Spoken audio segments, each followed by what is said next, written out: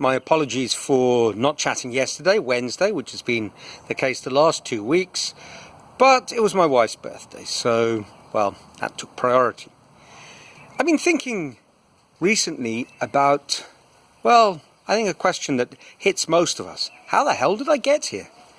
I mean, I've been specifically thinking about how the hell did I get here to this little village in the northeast of Brazil. But it's a question that I've faced up to at different moments in my life. When I was a student, it usually had something to do with the night before. I remember once waking up after a party at the beach in Port Elizabeth. I was fully clothed. It was about 10 a.m, boiling hot, and I had absolutely no idea where I was or how I got there. Eventually I could remember that, yes, there'd been a party, and yes, I'd thought it was a good idea to drink a bottle of whiskey. It wasn't a good idea. Once again, not for the first, not for the last time in my life, I found myself completely broke. But in this case, it wasn't a train that got me home. It was walking 7 kilometers with a bottle of whiskey hangover in the boiling summer sun in South Africa. It wasn't fun, but I'm glad to report it didn't put me off whiskey. Times have changed, and here I am in the northeast of Brazil, and I'm wondering how the hell I got here, into this tropical paradise. The sun's still shining, but yesterday we had a glass of wine rather than excessive amounts of whiskey. And I guess that's probably the key to all of this, is meeting my wife. And so I thought today it would be a sort of an origin story of how we met, and that in itself, it's a miracle that we're still together. Story goes like this. It was a Saturday, and my Saturday had become quite routine in Sao Paulo. I'd go to the sculpture workshop in the morning, do a few hours of creative, artistic, or pretending to do something creative and artistic, and then the day would start as we meant to continue. Off to lunch, a few beers, some snacks from the local market. We'd move on to a fantastic bar in Vila Madalena, which is a sort of bohemian part of Sao Paulo, where they'd have live samba in the afternoon. Now, samba, for those of you not from Brazil, and even some of you in Brazil, you might imagine is just carnival music, but this was a more traditional form. The musicians would sit around a table in the bar, and musicians would cut in and move out. It was kind of like a jam session with songs that everybody knew. But in a samba style. Absolutely unbelievable. And while they were playing, waitresses would move around with trays full of draft beer, and it was marvellous. Anyway, that pretty much took me from 2 o'clock through to 7 or 8 o'clock at night. A lot of draft beers later, I'd worked my way to our local corner bar, where I was meeting up with some friends before the main event for the day. The main event was a friend Michi's birthday party. She's a Japanese Brazilian, and she'd always do something different for her birthday. She worked at our school. This time it was karaoke in a Japanese karaoke bar. Now, I absolutely detest karaoke, but I wasn't going to miss the party. I met my friend Max, and Max is a force of nature and phenomenal character. It's hard to describe him. You really have to meet Max to fully understand just what the experience of being maxed is all about.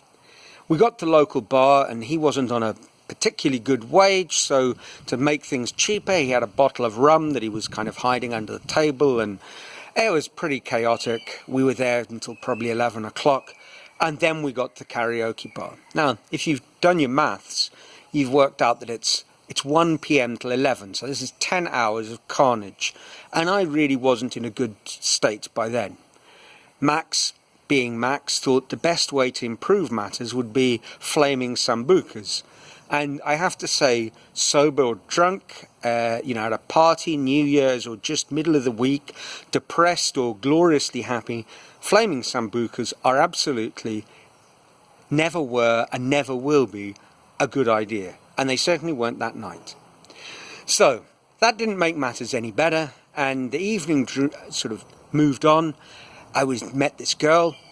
We're dancing. Well, she was dancing. I was sort of bobbing around out of time to the music and everyone's general amusement. Somehow I was standing up. That was in itself something I could be proud of.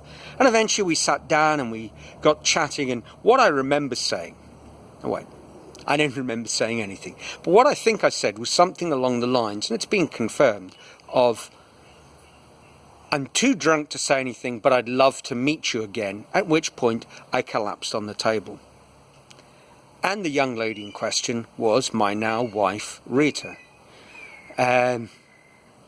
This isn't a good way to impress people, but it was okay, because the next day I remembered absolutely nothing of the last phase of the evening. I got to school on Monday. Usually I can remember if I'd done something truly disastrous, and I couldn't remember that, so I was looking forward to the day. And I opened my inbox, and Michi had sent photographs from the party to absolutely everyone. One of the photos was me dancing with this girl. And I was quite startled, I didn't remember that. And then I did, vaguely. But the girl, I thought, wow, what a nice girl. What was she doing with a bloke like me? It was quite unbelievable. So I asked Michi, and she said, look, she's one of my best friends in Sao Paulo, and she's absolutely fantastic person. I said, damn, she won't want to see me again, not after that performance. She said, well, possibly not, but you never know, which gave me some hope. Now, help was at hand, because a couple of weeks later was going to be our sculpture main event of the year. At the time, we'd do this charity, well, it wasn't really charity, it was a kind of self-funding party, where everyone would pop together some sculptures, which would be raffled off, and we'd use the proceeds from the tickets that we sell for a load of beer and food. There was a popcorn vendor with one of those park popcorn machines. There was a live band, photographers taking photographs which were then projected onto the wall. It was a very, very enjoyable and successful event. So I thought, we've got that coming up. And that's how I hatched my plan. I'd buy a couple of the tickets, which I did, gave one to Michi and said, look, here's another ticket. You bring your friend Rita along to the sculpture do. So she came along, and I'd managed somehow to stay sober and sensible. I was in my little area show, because one of the ideas of the event was to show people the work of the people in the workshop. So I was sort of in my little corner showing my interesting artwork. I can remember the one piece was sort of inspired by the Brazilian Pantanal. So it was a tall glass column with live fish in it, and I had a sculpture of a tree with little metal fish suspended into the water. So it was sort of art meets real life. It was a great idea, a very interesting piece.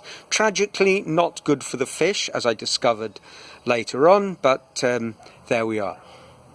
Rita came, she saw the sculpture. We chatted for a minute or two, and they left. And after that, it was about, I thought, well, I've shown her that I'm not always a complete drunken fool, and I have some interesting pastimes, but it's time to have a proper conversation. So we went to an Italian restaurant, and we got chatting, and of course the first thing she told me was she was seeing someone else. Oh, damn, I've been barking up the wrong tree all along. This isn't going anywhere. But I resolved, the week before, the situation wasn't looking good, but I might as well enjoy the conversation and enjoy some rather splendid Italian food. And I did. It was a wonderful conversation. At the end of it, I said, Rita, I don't know how it's going to work out with this guy, but you really are fantastic. And it'd be great to see you again. So I'm just going to sit there waiting, take your time, give me a call when you're ready, and let's go out for dinner again. And she went off to see her beau of the moment, and he became an ex, and I became a current, and the rest is history.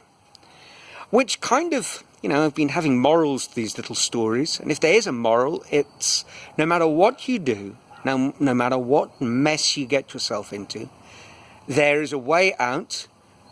Well, That's one possible reading. Maybe another is that some things are meant to be, or maybe it just is that I'd met the one person who was spectacularly generous and forgiving and willing to give even me a second chance under circumstances. That's it for this week. You'll be glad to know that I kept myself reasonably well behaved yesterday on the day of Rita's birthday, and I look forward to hearing from you if you've got similar sorts of tales that you might like to share. Ciao.